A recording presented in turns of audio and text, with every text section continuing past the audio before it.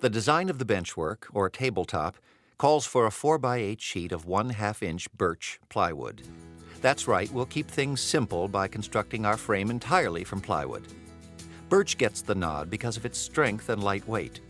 To make things easier, have the lumberyard rip the sheet into 3-inch, 8-foot strips. Another 4x8, 1/4 inch plywood sheet will lay over the top of the frame for added strength. And you'll need to pick up 2 4x8 sheets of 1-inch thick foam insulation board. Eventually, we'll glue it to the tabletop as a scenery base. The foam will also allow us to cut out the bed for our lake and build hills, but more on that later. We're going to create the frame by dividing the 8-foot length into equal sections. So first we'll need to cut 7 of our plywood strips to 47 inches. Measure and mark the 47 inches from each end of the strip toward the center to preserve the original square ends. The 47 inches plus the 2 1/2-inch widths of the side pieces gives our table the finished width of 48 inches. Use a circular saw with a fine-toothed blade and clamp the wood securely to a sawhorse or bench. Oh, and don't forget your safety glasses. Okay, all your plywood is cut and laid out on the floor, but before we start assembling the frame, we need to mark 2 8-foot strips that will become the sides of our tabletop. Lightly clamp the 2 strips side by side, then measure and mark the strips every 16 inches as shown here. These marks will be our guide for nailing the 47-inch cross pieces. For our next step, you'll need carpenter's glue and trim nails.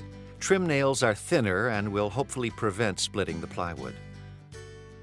Clamp a 47-inch strip vertically and position an 8-foot strip so the flushed up ends create an L.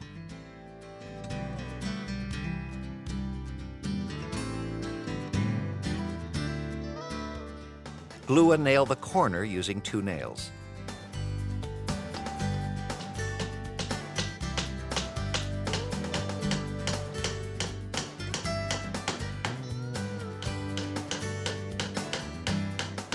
Slide the assembly down to the next mark and clamp another 47-inch strip in place. Glue and nail the strip just like the corner, making sure to use the mark to align the joint. Repeat this procedure for the remaining 47-inch cross pieces. When you get to the center, rotate the assembly and continue working toward the end.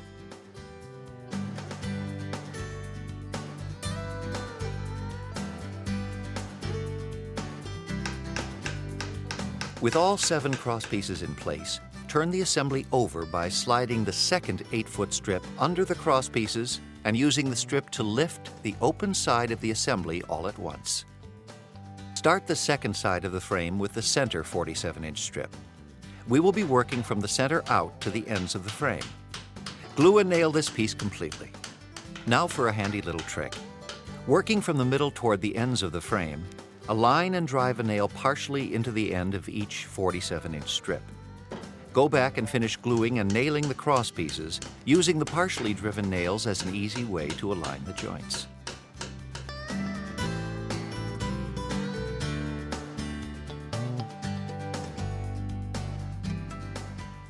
Now let's add the 1/4 inch plywood top. Run a bead of glue along the entire frame you've built, including the cross pieces.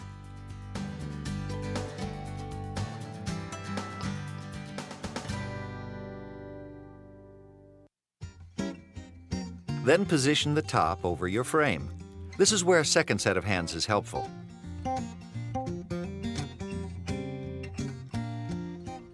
Use the top to square up the frame.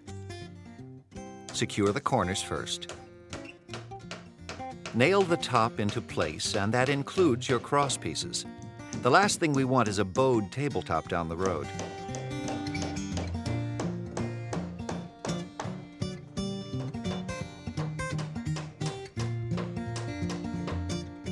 To make sure you are nailing into the cross pieces, mark their position.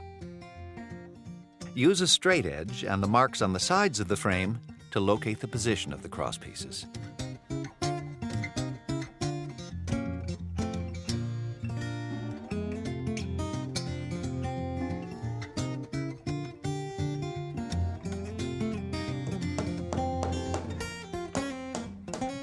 Well, things are starting to take shape. This tabletop really does come together quite easily with a minimum of elbow grease. Before we move on, make sure the tabletop is laid flat while you allow the glue to dry. Okay, on to the legs. In this step, you'll need an 8-foot 2x2, 8 of our 3-inch plywood strips, 4 T-nuts and threaded leveling feet, 8 1/4 by 2-inch carriage bolts, and 8 matching 1/4 inch washers and lock nuts. We'll end up with 2 interchangeable H-shaped legs that are connected to the frame with nuts and bolts. This makes it a whole lot easier to move your layout and reassemble it. And who doesn't dream about displaying their layout at a train show? Back at the bench, cut 8 of your plywood strips to 40 inches. That'll be the height of your table. You may want to make it slightly shorter if you have children who won't want to miss a clear view of that locomotive chugging down the line. While you're at it, cut 4 8-inch lengths of the 2x2. These will hold the T-nuts and leveling feet at the bottom of our legs.